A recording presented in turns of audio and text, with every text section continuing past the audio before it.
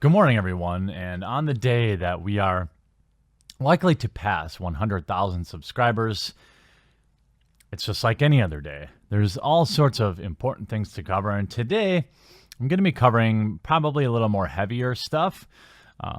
So, if it doesn't interest you, I get it. But it has to be covered. And there aren't a lot of people out there talking about this stuff, at least on YouTube. And we'll probably do a live stream tonight, maybe around 6 or 7, maybe East Central Standard Time to celebrate. If not, we'll do one Friday for sure. I want to talk about the very real consequences of the Me Too movement. And I saw a tweet this morning, retweeted by someone. And, of course, let's just read it. This is absurd. If Henry Cavill doesn't want to be called a boppo, then all he has to do is not boppo anybody. The mental gymnastics of some men are doing to position themselves as, quote, victims of Me Too is insane. Is it, though? I mean, is it really? When you make a sport out of accusing men of misconduct, specifically rich and powerful ones, but not exclusively, attention becomes a currency for some people. And we all know the Me Too movement has been hijacked by vile women looking for a few more minutes in the spotlight. But this is the very real consequence of it. The natural conclusion of this article will be Henry Cavill is anti-feminist, or he is a misogynist. He doesn't like women. Then the gay rumors will start or something. This morning, there was probably 50 articles within 2 hours released about this interview. A cascade of gaslighting, as if Henry Cavill were somehow completely absurd to postulate that he's a little concerned about being ensnared in a popularity movement. And let's be clear, that's what it is. A Twitter movement is not a movement for justice. It's a movement for attention. Even when we do it, when we try to get hashtag Save Stan Lee trending on Twitter, that's all in a hope that somebody bigger with more clout might pay attention. That's all that most of us plebs can do. But when you talk about rich, powerful women in Hollywood, part of me, if I don't feel bad for you, if your very first action is to talk about something on Twitter or in a blog. We talked about this 2 weeks ago with that Katie from Origins Game Fair, who was such a victim that she hung out with the guy the next day, never said anything wrong about it, and waited a few weeks to write a blog about it. Never reported to police, never reported it to convention people. This is exclusively, not without exception, but in my opinion, a upper 90% awareness and attention movement. If real victims wanted justice or a chance at it, they would go into the court system. And I'm going to talk about this, his comments here with GQ, but what I'm talking about is right here. False college boppo allegation destroyed my life. Suit. Long Island woman's unsubstantiated allegation after a drunken night in upstate house has, quote, destroyed a New Jersey man's life, he says in a $6 million lawsuit. Catherine Reddington, 22, claimed on social media, of all places, that Alice Goodman, 22, did some bad things in a bedroom in Syracuse University Kappa Epsilon fraternity following the night, a party in April. She went to the police and the university with her accusations and posted her brutal tale of assault on Facebook in a campaign that Goldman says got him fired from his summer job and got him tossed from his college. I woke up in the Delta Kappa Epsilon fraternities in Alex Goldman's bed, confused, bruised, ripped clothing, splinters. A months-long investigation which included a medical exam, blood work within 26 hours of the incident, found no evidence of Reddington was assaulted, drugged, or even had any encounter at all with Goldman, according to court papers and district. So, again, I could pull up 100 of these. Yes, it happens and it's disgusting, but I could pull up hundreds. And when you get fame, e-fame, from being a victim nowadays, the number has only hockey sticked. Let's look at Henry Cavill's terrible comments. Henry. Did I call him Harry?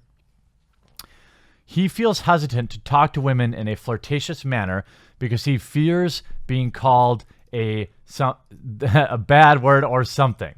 In wake of the Me Too movement, the Man of Steel actor also appeared to suggest that flirting with somebody would be like casting myself into the fires of hell as a person in the public eye. The 35-year-old was asked in an interview in GQ Australia magazine about the anti-sexual harassment movement that swept Hollywood last year and what he has learned from it. He said he's been fortunate enough to not be around the kind of people that behave that way, referring to a number of high-profile stars who were accused of harassment. He added that he has been in, quote, situations with people I've worked with being perhaps over-familiar with some of the actresses, but I've always walked up to them and said, hey, you all right? That's creepy. Cavill says he likes to think that I've never been like that. He added, by the way, before somebody comes out against Henry. Mark the clock. July 12th, 10:09 a.m. when I'm recording this video. Start the clock. But it's such a delicate and careful thing to say because there's flirting, which, for example, in a social environment is in context and is acceptable. And that's been done to me as well in return. And that's the thing. We saw this with Terry Crews, right? He had a director take advantage of him, misusing his position of power. And again, obviously, something like that happens to a man or a woman, it's not okay. But I am of the absolutely firm position that until it's been reported to police and it's been investigated, by posting it on Twitter or Facebook, you're doing nothing but pursuing a vendetta or worse, seeking attention as a victim and lying. He said stuff has to change regarding the behavior of men, but that it's important to also retain the good things, which were quality of the past, and get rid of the bad things. Cavill, who will soon be seen in Mission Impossible Fallout, said there is something wonderful about a man chasing a woman. There's a traditional approach to it, which is nice. I think a woman should be wooed and chased, but maybe I'm old-fashioned. No, you're normal, Henry. You're normal, dude. You're normal. That's the thing. He added, it's very difficult to do that if there are certain rules in place, because then it's like, well, I don't want to go up and talk to her because I'm going to be called something horrible. So you're like, forget it. I'm just going to call an ex-girlfriend instead and go back to a relationship which never really worked.